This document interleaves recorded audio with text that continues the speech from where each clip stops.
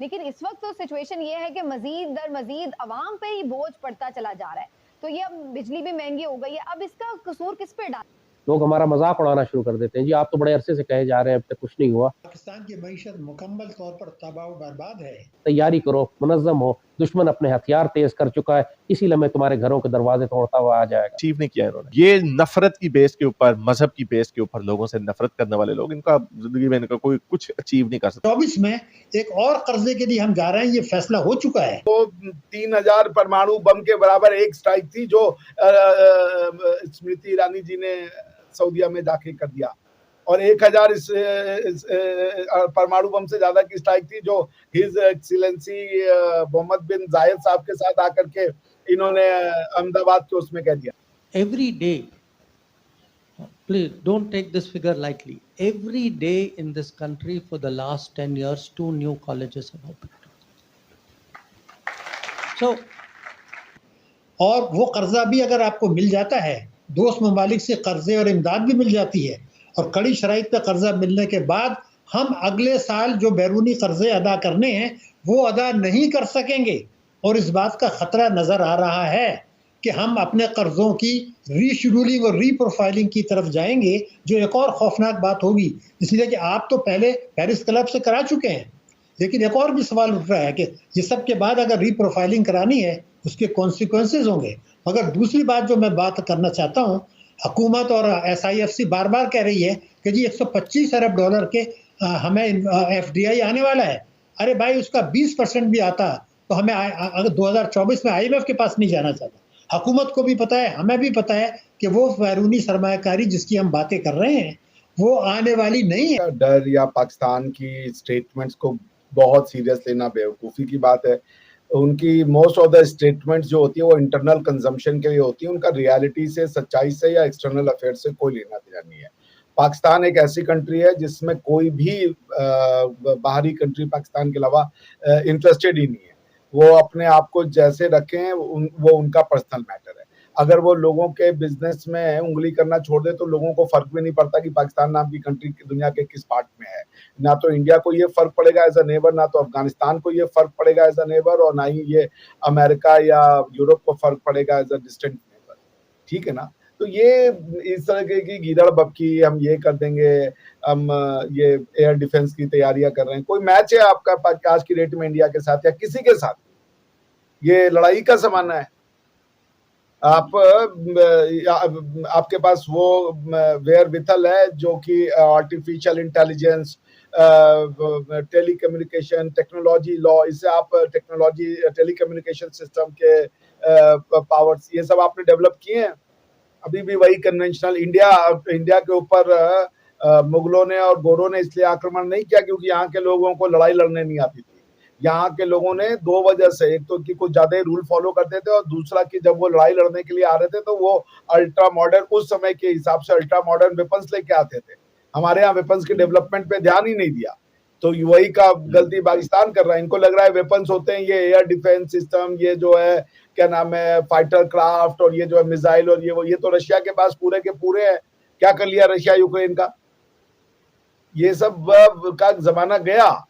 India से आप war नहीं लड़ सकते, और आप ये वॉर बहुत तेजी से हार रहे हो क्योंकि आप रोज जंग लड़ रहे हो, आप रोज युद्ध लड़ रहे हो। You are in a perpetual war, the war with yourself, the war to give your people food, अपने लोगों को खाना खिलाने की जंग, अपने लोगों को पढ़ाने की जंग, अपने लोगों को मॉडर्नाइज करने की जंग, अपने लोगों को सहूलियतें प्रदान करने की जंग, अपने लोगों को अच्छा माशी निजाम यानी कि जिसे कहते हैं अच्छी अर्थव्यवस्था देने की जंग। इन सब जंगों में तो आप हार चुके हो। अब कौन सी जंग करना है आपको? सारी जंगें आपने हारी हुई हैं। आपने इंडिया के साथ बाहरी वाली जंग भी करके देख ली, बाकी सारी जंग भी आप अंदर वो हार रहे हो। आपके पास खाने के पैसे नहीं है, और ये इंडिया फिर से मोदी को जीतने के लिए बालाकोट चाहिए। मोदी को जीतने के लिए बालाकोट चाहिए, मोदी को जीतने के लिए जो चाहिए वो ऑलरेडी हो रहा है। तो इस तरीके की ये तो अच्छा है। ये क्या करते हैं कि पहले कह देंगे बालाकोट, उसके बाद इनका ये है कि हम पहले इतना कर दें, हवा बना दे, उसके बाद जाके कराएं ताकि कोई डर के ना करे। ऐसे नहीं होगा। करारा जवाब दिया जाएगा। और पाकिस्तान एक मेंटली बैंकरप्ट है ये दादा। सऊदिया ने मैसेज दे दिया, UAE के मैसेज जो अल नाहयान साहब हैं, उन्होंने मैसेज दे दिया कि भैया मॉडर्नाइज हो जाओ, मगर हो ही नहीं रहा मॉडर्नाइज। प्राइम मिनिस्टर मोदी ने परसों जो इनके ऊपर स्ट्राइक की है, उस स्ट्राइक से उबर नहीं पाएंगे, जो कि स्मृति ईरानी ने मदीना में जा करके खुले सर और साड़ी में वॉक करके जो स्ट्राइक की है, उस स्ट्राइक से उठने के इनके अब दम नहीं बचा है। वो सऊदिया को सिखा रहे हैं कि इस्लाम क्या है। सऊदिया वाले कह रहे हैं हमसे लिया, हमको सिखा रहे हो हमारा। सऊदिया बेचारे, ये सऊदी के अरबी ये परेशान हो गए कि उन्होंने दुनिया को इस्लाम दिया, उनसे इस्लाम छीन के लोग उनके घर में घुस गए। और पाकिस्तानी भी यही करे, पाकिस्तानी कह रहे सऊदियों को नहीं पता क्या इस्लाम है, वो मस्जिद हमारी है उनकी नहीं है। सऊदी वाले परेशान करे, अबे सालो अपना छोड़ो, तुम कन्वर्ट होकर अपना नाम रख लियो और हमारी जमीन को अपनी जमीन बना रहे हो।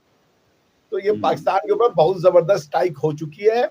ये स्ट्राइक ऐसी स्ट्राइक है जिससे अभी उबर नहीं सकते। पाकिस्तान के आइडिया था ये कि 57 इस्लामिक मुल्क हैं या ओआईसी बनाएंगे, कोई कुछ नहीं, सब मॉडर्नाइज, सब आलम इंसान की ओर जा रहा है और पाकिस्तान इकलौता आलम इस्लाम का की एग्जिस्टेंस पे डिपेंडेंट है। तो पाकिस्तान के ऊपर ऐसी स्ट्राइक कर दी है मोदी जी ने। अल नाहयान साहब के साथ जब वो अहमदाबाद की सड़कों पे रोड ट्रिप लगा रहे थे, तो आपको क्या लगता है वो कुछ और था?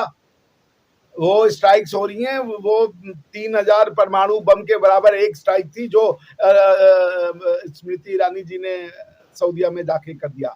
और 1000 परमाणु बम से ज्यादा की स्ट्राइक थी जो हिज एक्सीलेंसी मोहम्मद बिन जायद साहब के साथ आकर के इन्होंने अहमदाबाद के उसमें कह दिया।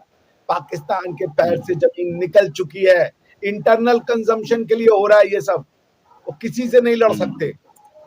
जो सोसाइटी मॉरली बैंकरप्ट होती है ना, वो फिजिकली भी स्ट्रांग नहीं होती। झूठ के बल पे बनी हुई सोसाइटी और मक्कारी के बल पे बनी हुई सोसाइटी कभी ठीक नहीं। फोर्सेस इंडिया के पास इतना खाली समय है कि वो अपनी फोर्सेस घुसाएगा पाकिस्तान के अंदर। आप क्या बात कर रहे हैं? पाकिस्तान घुटनों पे आके आएगा मेरी अपनी फोर्सेस लेके आओ। आप देखते तो जाइए, पाकिस्तान घुटनों पे आके ये बात बोलेगा। ये बात मैं आपको लिखित में दे रहा हूं। और India would not like to mess in would not like to put herself in a mess called Pakistan. Pakistan में आर्मी, पाकिस्तान में यार कंकड़ फेंकने लायक नहीं है, आप आर्मी भेजने की बात कर रहे हैं। These people are crazy. अरे भाई, इनको कोई हथियार नहीं मार सकता, इनको भूख मारेगा, इनको प्यास मारेगी। आप समझ रहे हैं? ये गीदड़ भपकी मारने वाले लोग हैं। परमाणु बम मारना इनके बस की बात नहीं है। ये गीदड़ भपकी जितना अच्छे से मारते हैं उससे ज्यादा कुछ नहीं मार सकते। भाई पढ़ लो यार, सीख लो यार, सच बोल लो। कौन तुमसे कह रहा है कि तुम सच बोल लोगे ना तो ये बेकार में कि हम 1971 नहीं है। अरे 1971 और अपने क्या बदल गया है भाई काकड़ साहब? 1971 में और अभी में क्या बदल दिया आपने पाकिस्तान में? वही सोच है, वही आपकी मेंटालिटी है। खाली एक परमाणु बम हो गया है, तो परमाणु बम किसके ऊपर मारोगे? बलूचिस्तान के लोगों पे मार दोगे, क्योंकि आपसे तो बलूचिस्तान के लोग लड़ रहे हैं, हम थोड़े लड़ रहे हैं आपसे। आपके लोग पख्तून के लोग लड़ रहे हैं। ये जो दहशतगर्दी है, इसके पीछे वर्दी है, ये क्या इंडिया के लोग बोलते हैं? और आज तो पाकिस्तान की सड़कों पे आर्मी को गाली पड़ रही है। हर चीज का समय आता है। There everything has a shelf life. इनको बताइए, everything has a shelf life and Pakistan army has outlived itself. अब अगर वो लोगों को खाना पानी भोजन नहीं देंगे तो इस्लाम के नाम की चूरन भी चटाने को नहीं बची है, क्योंकि वो भी मोदी जी ने और मोहम्मद बिन सलमान साहब ने इनके उससे निकाल दिया है। अब इनके पास चाटने के लिए सिर्फ और सिर्फ लोगों के तलवे बचेंगे, चूरन भी नहीं लिया।